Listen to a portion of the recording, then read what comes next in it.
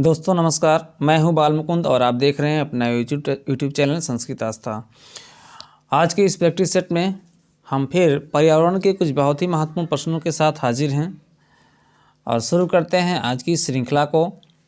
इसमें चुने हुए प्रश्नों को हम आपके लिए लेकर आए हैं, ऐसे प्रश्न जो परीक्षाओं में बार बार आते रहे हैं। तो ये पर्यावरण प्रैक्टिस सेट नंबर 8 है। इसके पहले के अगर 7 प्रैक्टिस सेट आपने नहीं देखा है तो उसको ज़रूर देख लीजिएगा, उससे आपको बहुत ही खास लाभ मिलने वाला है। और इस वीडियो पर बने रहिएगा लास्ट तक और हर एक प्रश्न को देखिएगा। हमारे बताने से पहले एक ऑप्शन आप ज़रूर गेस करिएगा और देखिएगा आपका 15 क्वेश्चन में कितना क्वेश्चन आप स्वयं से खुद से सही कर पाते हैं। और आगे बढ़ने से पहले अगर आप चैनल पर नए हैं तो चैनल को सब्सक्राइब करके बेल आइकन प्रेस कर दीजिएगा। वीडियो को लाइक करके मित्रों में इस वीडियो को शेयर जरूर करिएगा। चलिए आइए आगे बढ़ते हैं और देखते हैं इस श्रृंखला के पहले क्वेश्चन को। पहले क्वेश्चन में पूछा गया है, निम्नलिखित में से 3 आर पर्यावरण के अनुकूल माने जाते हैं। तो कुल मिला के आर जो होता है पर्यावरण के लिए वो 4R होता है। जी हाँ, वो 4R होता है। और 4R का मतलब R से 4 नाम आपको मिलते हैं जो पर्यावरण से सुरक्षा प्रदान करते हैं। जिसमें पहला जो R होता है, पहले R को रिफ्यूज कहते हैं। इसमें वो नहीं दिया गया, उसको काटा गया है, केवल 3 R को पूछा गया है। तो रिफ्यूज होता है, उसको भी आप अभी जानेंगे, REFUSE, रिफ्यूज। ये रिफ्यूज होता है। R1 का मतलब, R2 का मतलब होता है रिड्यूस, जो कि आपके ऑप्शन आ में सबसे पहले दिया गया है। और 3R का मतलब होता है रीयूज, जो कि दूसरे स्थान पे दिया गया है। और 4R का मतलब होता है रिसाइकिल, जो कि अंतिम स्थान पे दिया गया है। तो ये 4 R होते हैं। पहला R रिफ्यूज, दूसरा रिड्यूस, तीसरा रीयूज और चौथा रिसाइकिल। अब समझते हैं हम इसका मतलब क्या होता है। तो पहला जो रिफ्यूज होता है उसका मतलब होता है मना करना। अगर कोई कचरा फैला रहा है, प्रदूषण फैला रहा है तो उसको आप मना करें, आपका दायित्व है। ये R1 हो गया। और दूसरा R है रिड्यूस। रिड्यूस का मतलब होता है कम करना। आप कोशिश करें कि प्रदूषण को कम करें, कचरे का निस्तारण करते रहें और प्रदूषण कम से कम करें, ये मतलब होता है रिड्यूस का। और 3R का मतलब समझते हैं तो रीयूज है, कचरों का पुनः उपयोग कर सकें ऐसी कोई युक्ति लगाइए आप। जैसे ख़राब प्लास्टिक का बोतल होता है तो उसको दूसरे काम में ले लेते हैं, दूसरे यूज़ में ले लेते हैं, या प्लास्टिक ख़राब हुई उसको दूसरे काम में ले लेते हैं, तो दोबारा उसको यूज़ कर सकें, प्रदूषण फैलाने वाले सामान को दोबारा यूज़ कर सकें, वो मतलब होता है इस रीयूज का, जो कि 3R में है। और जो अंतिम 4R है, 4R का मतलब होता है रिसाइकिल। रिसाइकिल का मतलब होता है पुनः चक्रण करना। जी हाँ, पुनः चक्रण करना, यानी कोई प्रदूषण वाली वस्तु है वो यूजलेस हो और उसको पुनः यूज करने योग्य बनाया जाए, फिर यूजलेस हो फिर पुनः यूज करने योग्य बनाया जाए, तो वो होता है रिसाइकिल। रिसाइकिल का मतलब होता है चक्रण करना, यानी चक्र जो है वो चलता रहे। यहाँ यूज करें, फिर ख़राब हो, फिर यूज करें, फिर ख़राब हो, इस तरह से उसका यूज करते रहें तो चक्रण हो जाता है। तो ये 4R होते हैं। पर्यावरण के संबंध में 4R बहुत ही महत्वपूर्ण टॉपिक है। यहाँ से क्वेश्चन बहुत बार पूछा गया है और पूछा भी जाएगा, और हमको लगता है कि अगली आगामी परीक्षा में यहाँ से क्वेश्चन ज़रूर पूछा जाएगा। तो इसको संभवतः आपने समझ लिया होगा, नहीं समझ में आया होगा तो वीडियो को स्किप करके दोबारा इसको देखिएगा तो समझ में आ जाएगा। चलिए आगे बढ़ते हैं, देखते हैं अपनी श्रृंखला के दूसरे क्वेश्चन को। चलिए, तो ये रहा आपकी श्रृंखला का दूसरा क्वेश्चन। ये क्वेश्चन भी बहुत महत्वपूर्ण है, बहुत ही महत्वपूर्ण है। ठीक, दिया गया है, विश्व में सबसे बड़ा पारिस्थितिकी तंत्र कौन सा है? ऑप्शन में है मरुस्थलीय पारिस्थितिकी तंत्र, घासभूमि पारिस्थितिकी तंत्र, सागर पारिस्थितिकी तंत्र और वानिकी पारिस्थितिकी तंत्र। ये 4 ऑप्शन दिया गया है। चलिए, इसमें से एक सही ऑप्शन आपको चुनना है। तो सबसे बड़ा पारिस्थितिकी तंत्र, वैसे बिना कुछ जाने बिना कुछ समझे हम एक ऑप्शन सही कर सकते हैं, बिना कुछ जाने। हम देखते हैं तो मरुस्थलीय जो मरुस्थल जहाँ होता है और जहाँ घास भूमि होता है, मरुस्थल का मतलब होता है जहाँ पर रेत ही रेत हो, बालू ही बालू हो। घास भूमि का मतलब होता है जहाँ घास हो, वनस्पतियाँ हों। और लास्ट ऑप्शन पे आते हैं वानिकी, वन जहाँ जंगल हो। तो आप तुलना करेंगे तो वानिकी जंगल होगा, घासभूमि होगा, मरुस्थल होगा, जितना भी बड़ा होगा उन सबसे बड़ा जो है सागर होता है। आप जानते हैं पृथ्वी पर सबसे अधिक भाग में जो फैला हुआ वो जल है, जिसे सागर के नाम से जाना जाता है। तो ऐसे भी आप पता लगा सकते हैं कि सागर सबसे बड़ा तंत्र है इन चारों तंत्रों में। और इसी प्रकार आपका जो ऑप्शन सही होगा, विश्व में सबसे बड़ा पारिस्थितिकी तंत्र जो होता है वो सागर पारिस्थितिकी तंत्र होता है। जी हाँ, सागर पारिस्थितिकी तंत्र होता है। तो कुछ क्वेश्चन ऐसे होते हैं जो हम अपने प्रेजेंट ऑफ माइंड से स्वयं सोच करके उसका एक ऑप्शन चुन सकते हैं, बिना पढ़े बिना जाने। तो इस प्रकार का एक क्वेश्चन था, इस क्वेश्चन का ऑप्शन सी सही हो जाएगा। चलिए आगे बढ़ते हैं, देखते हैं इस श्रृंखला के तीसरे क्वेश्चन को। तीसरा क्वेश्चन जो है आपका वो है, एक पारिस्थितिकी तंत्र में ऊर्जा का प्रवाह किन कानूनों के अनुरूप होता है। जी हाँ, क्वेश्चन थोड़ा सा घुमा करके है लेकिन बहुत आसान है, बहुत ही इम्पोर्टेंट है। एक पारिस्थितिकी तंत्र में ऊर्जा का प्रवाह किन कानूनों के अनुरूप होता है, अर्थात वो नियम आपको जानना है, कानून जानना है। ऑप्शन ए है गतिकी, ऊष्मागतिकी, संभाव्यता, इनमें से कोई नहीं।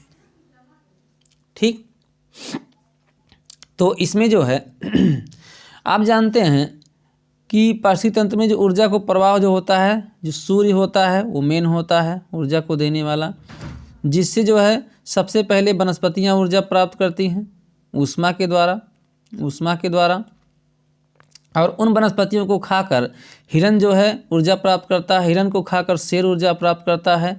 तो आप जानते हैं जो नियम है वो ऊष्मा मेन है, ऊष्मा हो जो है सूर्य से सबसे पहले ऊष्मा आती है, ऊष्मा से ही अन्य जगहों पर ऊर्जा का प्रवाह होता है, अर्थात ऊष्मा मेन है। और आपके क्वेश्चन में पूछा गया है एक पारिस्थितिकी तंत्र में ऊर्जा का प्रवाह किन कानूनों के अनुरूप होता है, तो वो आपका ऑप्शन सही होगा, आप जान सकते हैं ऑप्शन बा सही होगा, ऊष्मागतिकी, है ना, ऊष्मा। और आपको याद दिलाना चाहेंगे कि ऊष्मा का जो प्रवाह होता है एक से दूसरे में, जैसे यहाँ वनस्पति है, उसके बाद इसको जो है हिरन खाता है, हिरन को शेर खाता है। तो मान लो यहाँ घास को जो सूर्य से ऊष्मा मिली हुई है, सूर्य से ऊर्जा जो मिली हुई है वो 1000 कैलोरी है, तो उसका 10% ही हिरन खा पाएगा, और हिरन को खाकर उस ऊर्जा का 10% शेर। मान लो 1000 कैलोरी है तो हिरन को मिलेगा 100 कैलोरी और शेर को मिलेगा 10 कैलोरी। इस प्रकार 10% ही ऊर्जा का स्थानांतरण होता है। और इस नियम को देने वाले हैं लिंडमैन, आप नाम याद रखेंगे, आपको ये बताना जरूरी है, लिंडमैन है। इन्होंने 10% का नियम दिया है, 10% का नियम दिया है, जिसके तहत एक स्तर से, एक पोषण स्तर से दूसरे पोषण स्तर में ऊर्जा का जो ट्रांसफ़र होता है वो 10% ही होता है। तो ये सब पॉइंट आप याद रखिएगा। और आगे बढ़ते हैं, देखते हैं अपनी श्रृंखला के चौथे क्वेश्चन को। ये रहा चौथा क्वेश्चन। चलिए चौथे क्वेश्चन में पूछा गया है ऊर्जा का पिरामिड ऊर्जा का पिरामिड, बस आगे ऑप्शन दे दिया गया है। ऊर्जा का पिरामिड, क्वेश्चन दूसरा आ गया है, एक सेकंड का समय देंगे। तो ये आपका चौथा क्वेश्चन है, इसमें दिया गया है ऊर्जा का पिरामिड, ऑप्शन दिया गया है सदैव उल्टी अवस्था में होता है, उल्टी या खड़ी दोनों अवस्था में होता है, सदैव खड़ी अवस्था में होता है, और दामें ये सभी। जी हाँ, ये सभी। तो इसमें जो है आपको हमने बताया था, जो पिरामिड का एक स्पेशल वीडियो हमने बनाया है उसको ज़रूर देख लीजिएगा आप। तो उसमें बताया गया है कि ऊर्जा का जो प्रवाह होता है हमेशा सीधी दिशा में होता है, अर्थात ऊर्जा का पिरामिड ऐसे बनता है। इसमें क्या होता है कि सबसे पहले ऊर्जा घास को मिलती है, जो कि संख्या में बहुत ज़्यादा होती है उभार में। इसके बाद घास से ऊर्जा हिरन को मिलती है, फिर शेर को मिलती है। इस प्रकार हम देखते हैं कि ऊर्जा का प्रवाह सबसे पहले नीचे आता है, फिर नीचे से ऊपर की ओर जाता है, अर्थात ऊर्जा का जो पिरामिड बनेगा हमेशा खड़ी अवस्था में, इसी अवस्था में बनेगा। ऐसा पिरामिड ऊर्जा का कभी भी नहीं बनेगा, ठीक है, ऐसा पिरामिड ऊर्जा का कभी नहीं बनेगा, हमेशा ऊर्जा का पिरामिड सीधा बनता है। और ये ऊर्जा का जो क्वेश्चन है पिरामिड का, ये क्वेश्चन बहुत ही इंपॉर्टेंट है, इसको ज़रूर आप नोट कर लीजिएगा। आप जब भी हमारा प्रैक्टिस सेट देखने बैठें तो एक कलम एक कापी जरूर लेकर बैठिए और जितने भी पॉइंट महत्वपूर्ण मिलते हैं उसको नोट करते चलिए। तो ऊर्जा का पिरामिड सदैव सीधी अवस्था में होता है, खड़ी अवस्था में होता है, इसको जरूर आप नोट करिएगा, बहुत इंपॉर्टेंट है। और इस प्रकार आगे बढ़ते हैं और देखते हैं अपनी श्रृंखला का 5वां क्वेश्चन कि 5वें क्वेश्चन में हमसे क्या पूछा गया है। तो 5वां क्वेश्चन ये रहा है आपका। 5वें क्वेश्चन में पूछा गया है जैव संख्या खड़ा पिरामिड किसका नहीं होगा। जैव संख्या का खड़ा पिरामिड किसका नहीं होगा, ये 5वां क्वेश्चन बहुत ही इंपॉर्टेंट है। इसमें आपको दिया गया है जैव संख्या का पिरामिड किसका नहीं होगा, ठीक है, ये आपको देखना है। तो इसका फिलहाल ऑप्शन डी सही हो जाएगा। कैसे नहीं होगा खड़ा पिरामिड, इसको हम देखते हैं। तो जैव संख्या मतलब जीवों की संख्या के आधार पर वनों में जाएंगे, सबसे पहले हमको पेड़ मिलेगा, सबसे पहले हमको पेड़ मिलेगा। अच्छा, पेड़ के ऊपर कुछ चिड़िया होंगी, कुछ चिड़िया होंगी, मान लो 10 चिड़िया हैं, 10 चिड़िया के ऊपर कुछ कीट होंगे, लार्वा होंगे। तो हम देखते हैं नीचे से पेड़ की संख्या 1 है, चिड़िया की संख्या 10 है, उनके पंखों इत्यादि पर बैठे कीटों की संख्या 1000 है। तो हम देखते हैं नीचे कम है और ऊपर ज़्यादा, ऊपर ज़्यादा। इस प्रकार जैव संख्या का जो पिरामिड होगा वो किसका नहीं होगा, जैव संख्या का खड़ा पिरामिड किसका नहीं होगा, तो वन का नहीं होगा, वन का बिल्कुल नहीं होगा। आप देखते हैं नीचे सबसे कम है, अर्थात कम वाला भाग नीचे रहेगा, इस प्रकार का पिरामिड बनेगा, इस प्रकार का पिरामिड बनेगा। जी हाँ, इस प्रकार का पिरामिड बनेगा, तो उल्टा बनेगा, अर्थात जीव संख्या का वन का जो पिरामिड बनेगा वो खड़ा पिरामिड नहीं बनेगा, हमेशा इस तरह से बने। क्योंकि आप देखते हैं पेड़ की संख्या 1 है, संख्या में कम है, कम वाला नीचे है, फिर उससे ज़्यादा, फिर उससे ज़्यादा, इस प्रकार। तो देखते हैं आप कम से ज़्यादा होना है, तो अर्थात ये पिरामिड आपका उल्टा बनेगा, खड़ा पिरामिड नहीं बनेगा। और ऑप्शन डी ही आपके इस क्वेश्चन का आंसर हो जाएगा। पिरामिड का स्पेशल वीडियो हमने बनाया है, ज़रूर देख लीजिएगा। आगे बढ़ते हैं, देखते हैं इस श्रृंखला का 6वां क्वेश्चन। 6वां क्वेश्चन देखिए क्या कहता है। 6वां क्वेश्चन कहता है कि उत्पादक भोजन का निर्माण करते हैं, उत्पादक भोजन का निर्माण करते हैं। बहुत ही आसान क्वेश्चन लेकिन बहुत ही इंपॉर्टेंट। दिया गया ऑप्शन में प्रकाश संश्लेषण द्वारा, पेड़ पौधों द्वारा, प्राथमिक उपभोक्ता द्वारा, इनमें से कोई नहीं। ये है आपका 4 ऑप्शन। तो आप जान सकते हैं कि उत्पादक जो होते हैं, यानी जो सबसे पोषण स्तर पे सबसे नीचे स्तर पे होते हैं, जो वो भोजन का निर्माण कैसे करते हैं। तो सबसे नीचे स्तर पे आपको वही घास मिलती है जिसको हिरन खाता है, सबसे इस घास से नीचे कोई स्तर की कोई खाद्य श्रृंखला नहीं होती है। तो फिर ये घास जो है अपने भोजन का निर्माण कैसे करती है, तो आप जानते हैं कि सूर्य से इसको ऊष्मा मिलती है और यही इसका भोजन होता है। अर्थात हमारा जो ऑप्शन सही होगा क्वेश्चन नंबर 6 का, ऑप्शन ए सही हो जाएगा, प्रकाश संश्लेषण द्वारा। जी हाँ, प्रकाश संश्लेषण द्वारा। चलिए आगे बढ़ते हैं और देखते हैं श्रृंखला का 7वां क्वेश्चन। तो ये रहा 7वां क्वेश्चन। 7वां क्वेश्चन क्या है, पारिस्थितिकी तंत्र में ऊर्जा का प्रवाह होता है, पारिस्थितिकी तंत्र में ऊर्जा का प्रवाह होता है। दिया गया है एक दिशात्मक, द्विदिशात्मक, चक्रीय ऊर्जा का प्रवाह नहीं होता है। हमारे बताने से पहले एक ऑप्शन जरूर आप चुनिए, देखिए आप सही कर पाते हैं कि नहीं। तो पारिस्थितिकी तंत्र में जो ऊर्जा का प्रवाह होता है वो एक दिशात्मक होता है। ऊर्जा के प्रवाह से बहुत क्वेश्चन पूछा जाता है, आपको हम पिछले क्वेश्चन में भी समझा चुके हैं, यहाँ भी समझाते हैं कि सबसे पहले घास को सूर्य के द्वारा ऊर्जा मिलती है, फिर घास से हिरन को, फिर हिरन से शेर को। तो आप देखते हैं कि ऊर्जा का प्रवाह पारिस्थितिकी तंत्र में हमेशा एक दिशात्मक, हमेशा नीचे से ऊपर की तरफ होता है। जी हाँ, नीचे से ऊपर की तरफ होता है, अर्थात आपका ऑप्शन ए सही हो जाएगा। चलिए देखते हैं 8वें क्वेश्चन को।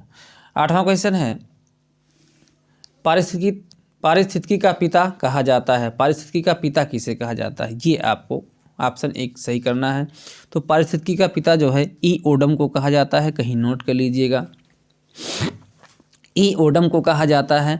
और लिंडमैन जो है आप जानते हैं, इन्होंने 10% का नियम दिया है, ऊर्जा का प्रवाह, ऊर्जा का स्थानांतरण 10% ही होता है, ये लिंडमैन ने दिया है। और पारिस्थितिकी का पिता जो है वो ई ओडम को कहा जाता है। चलिए आगे देखते हैं 9वें क्वेश्चन को। 9वां क्वेश्चन है दोस्तों, जैव भार के पिरामिड उल्टे होते हैं। जैव भार, भार माने वजन, आपको पढ़ाया गया है। जैव भार के पिरामिड उल्टे होते हैं किस में, तो वृक्ष पारिस्थितिकी तंत्र में क्या होते हैं, या फिर क्या तालाब पारिस्थितिकी तंत्र में होते हैं, या दोनों में होते हैं, या इनमें से कोई नहीं होता है। कौन सा ऑप्शन आप सही करेंगे 9वें क्वेश्चन का, तो 9वें क्वेश्चन का ऑप्शन जो है बी सही होगा। तालाब पारिस्थितिकी तंत्र में जैवभार के पिरामिड उल्टे होते हैं। कैसे होते हैं? आप कोई तालाब है, कोई सागर है, कोई नदी है, कोई झील है, उसमें देखेंगे सबसे नीचे जो है वो छोटी मछलियाँ होती हैं, फिर उनसे बड़ी मछलियाँ होती हैं, फिर उनसे बड़ी मछलियाँ होती हैं। इस प्रकार हम देखते हैं तो तालाब पारिस्थितिकी तंत्र में जैव भार, छोटी मछलियों का भार जो है कम होगा, मान लो 1, उससे बड़ी मछलियों का भार ज़्यादा होगा, मान लो 2, फिर उससे ज़्यादा होगा बड़ी मछलियों का 3। तो आप देखते हैं कि ऊपर सबसे ज़्यादा है, नीचे कम है, इस प्रकार पिरामिड बनेगा और ये पिरामिड जो है उल्टा बनता है, अर्थात तालाब पारिस्थितिकी तंत्र में आपका जैवभार का पिरामिड जो है उल्टा होता है। चलिए आगे आइए देखते हैं 10वें क्वेश्चन। 10वां क्वेश्चन जो है वह है आपका, एक पारिस्थितिकी तंत्र में ऊर्जा का स्रोत है। फिर वही क्वेश्चन आपका पूछा गया है, लेकिन इस प्रकार का क्वेश्चन बहुत ही इंपॉर्टेंट होता है। 10वां क्वेश्चन का ऑप्शन जो है ए ही सही होगा, सूरज की रोशनी। आपको कई बार हम बता चुके हैं, इसलिए दोहराना नहीं चाहते हैं। सूरज की रोशनी से ही सबसे पहले ऊर्जा मिलती है और उसी से घास को ऊर्जा मिलती है, घास से हिरन को, हिरन से शेर को इत्यादि, इसमें सबको मिलती चली जाती है। तो सूर्य की रोशनी ही पारिस्थितिकी तंत्र में ऊर्जा का स्रोत होता है। चलिए क्वेश्चन नंबर 11 में पूछा गया है, निम्नलिखित में से कौन सी खाद्य श्रृंखला तो 11 में पूछा गया है, निम्नलिखित में से कौन सी खाद्य श्रृंखला ठीक से लिखी हुई नहीं है। चलिए चेक करते हैं। हरे पेड़ पौधे, मृग, बाघ। तो हरे पेड़ पौधे सबसे पहले होंगे जो है सूर्य से ऊर्जा प्राप्त करेंगे, फिर हरे पेड़ पौधों को मृग खाएगा, हिरन खाएगा और हिरन को बाघ खाएगा। तो ये तो श्रृंखला सही है, हमको चुनना है जो श्रृंखला सही नहीं है। तो यहाँ देख, घास को चूहा खाएगा, चूहा को बाज खाएगा और बाज को सांप खाएगा। क्या बाज को कभी सांप खा सकता है? अर्थात नहीं, ये आपका उल्टा है। यहाँ घास को चूहा खाएगा और चूहे को जो है सांप होना चाहिए था और सांप को बाज होना चाहिए था। तो ये आपका गलत है। और आगे देख लेते हैं, समुद्री शैवाल, इनको छोटी मछली खाएगी, छोटी मछली को बड़ी मछली खाएगी, बड़ी मछली को शार्क यानी सबसे बड़ी मछली खाएगी। ये भी आपका सही है, ये भी आपका सही है। इसके बाद बीज हुआ, बीज को गिलहरी खाएगी, गिलहरी को उल्लू खाएगा, ये भी सही है आपका। यानी कुल मिला के जो सही नहीं है श्रृंखला वो ऑप्शन बी है। इस प्रकार आपका जो सही होगा वो ऑप्शन बी सही होगा। जी हाँ, ऑप्शन बी सही होगा। घास, चूहा, बाज, सांप, ये श्रृंखला सही नहीं है। सही होता तब जब बाज के पहले सांप होता। चलिए, तो ये क्वेश्चन हो गया। आइए देखते हैं 12वां क्वेश्चन। तो ये रहा 12वां क्वेश्चन। इसमें कहा गया है कि पारिस्थितिकी तंत्र सबसे पहले दिया था, किसने दिया था पारिस्थितिकी तंत्र सबसे पहले, ये आपसे पूछा गया है। तो एजी टेंसले ने पारिस्थितिकी तंत्र शब्द का सबसे पहले प्रयोग जो किया था वो एजी टेंसले ने किया था। बहुत ही महत्वपूर्ण प्रश्न है, इसको जरूर आप नोट करिए, है ना। अभी अपने पिता के रूप में देखा और यहाँ पर जो है पारिस्थितिकी तंत्र का सबसे पहले प्रयोग करने वाले का नाम देख रहे हैं, एजी टेंसले। नोट कर लीजिए इसको, ज़्यादा समय ना गंवाते हुए आगे बढ़ते हैं। देखते हैं अपनी श्रृंखला का 13वां क्वेश्चन। 13वां क्वेश्चन है, इसमें कहा गया है पारिस्थितिकी पिरामिड की अवधारणा दी थी। ये सब बहुत ही इंपॉर्टेंट है, इसको जरूर आप नोट करिएगा। पारिस्थितिकी की अवधारणा किसने दिया था? ये 13 नंबर क्वेश्चन है। इसका ए सही होगा, चार्ल्स एल्टन। जी हाँ, चार्ल्स एल्टन ने पारिस्थितिकी पिरामिड की अवधारणा दी थी। तो 3 क्वेश्चन आपको मिला है। पारिस्थितिकी तंत्र का पिता, पारिस्थितिकी तंत्र का सबसे पहले प्रयोग, शब्द का सबसे पहले प्रयोग, और पारिस्थितिकी पिरामिड की अवधारणा किसने दिया था? चार्ल्स एल्टन ने दिया था। पारिस्थितिकी के बारे में ये 3 क्वेश्चन बहुत ही महत्वपूर्ण है। चलिए, एजी टेंसले ने सबसे पहले पारिस्थितिकी तंत्र शब्द का प्रयोग किया था। इओडम पिता माने जाते हैं एजी टेंसले का भी नाम आप सुन चुके हैं। तो चलिए आगे बढ़ते हैं, देखते हैं श्रृंखला का 14वां क्वेश्चन। समय आपका बहुत ज़्यादा हम नहीं लेंगे, समय उतना ही लेंगे जो कि आपके लिए महत्वपूर्ण हो। अगला है, वन संरक्षण अधिनियम कब बना? डेट को लेकर क्वेश्चन है, वन संरक्षण अधिनियम कब बना? तो वन संरक्षण जो अधिनियम बना था वो 1980 में बना था। इसको भी आप याद रखिएगा, पर्यावरण से संबंधित बहुत ही महत्वपूर्ण क्वेश्चन है। वन संरक्षण अधिनियम जो है 1980 में बना था। चलिए अब देखते हैं इस श्रृंखला का अंतिम क्वेश्चन जो कि बहुत ही महत्वपूर्ण है। अंतिम क्वेश्चन है, किस वृक्ष को पर्यावरणीय संकट माना जाता है? यानी पर्यावरण का दुश्मन। ये क्वेश्चन आपका कई प्रकार से हो सकता है। किस वृक्ष को पर्यावरण का आतंकवादी माना जाता है। जी हाँ, आतंकवादी कहा जाता है, आतंकवादी कहा जाता है और पर्यावरण का संकट माना जाता है। या फिर आपसे पूछा जा सकता है किस वृक्ष को पर्यावरण का दुश्मन माना जाता है या शत्रु माना जाता है। इस प्रकार क्वेश्चन आप किसी प्रकार का हो सकता है। तो एक ही पेड़ है, वो है यूकेलिप्टस। जी हाँ, यूकेलिप्टस जो है वो पर्यावरण का दुश्मन माना जाता है, ये पर्यावरण के लिए नुकसानदायक है। बाकी और बात करते हैं तो हमको जो है पीपल से सबसे ज़्यादा ऑक्सीजन मिलती है, पीपल के बाद नीम से सबसे ज़्यादा ऑक्सीजन मिलती है, ये सब याद रखिएगा। फिलहाल इस अंतिम क्वेश्चन का ऑप्शन डी सही हो जाएगा। तो मित्रों, आज के इस श्रृंखला में हमने देखा 15 बहुत ही महत्वपूर्ण क्वेश्चन को। तो आप जो है प्रत्येक दिन हमारा एक प्रैक्टिस सेट मिलता रहेगा, उसको आप पूरा का पूरा देखिए और एक बार सुबह में देखिए, हो सके तो एक बार शाम में भी देख लीजिए। 2 बार देखेंगे सभी क्वेश्चन आपका रफ हो जाएगा, याद हो जाएगा आपको। और जो है वीडियो अच्छा लगा हो तो लाइक ज़रूर करिएगा और वीडियो कैसा लगा आप कमेंट ज़रूर करिएगा। तो वीडियो को लाइक करके अपने मित्रों में शेयर करिएगा, हमारे चैनल को सब्सक्राइब करके बेल आइकन प्रेस कर दीजिएगा। तो मैं बालमुकुंद लेता हूँ विदा आज के इस प्रैक्टिस सेट नंबर 8 से। प्रैक्टिस सेट नंबर 9 में फिर आपसे मुलाकात होगी, तब तक के लिए जय हिंद, नमस्कार।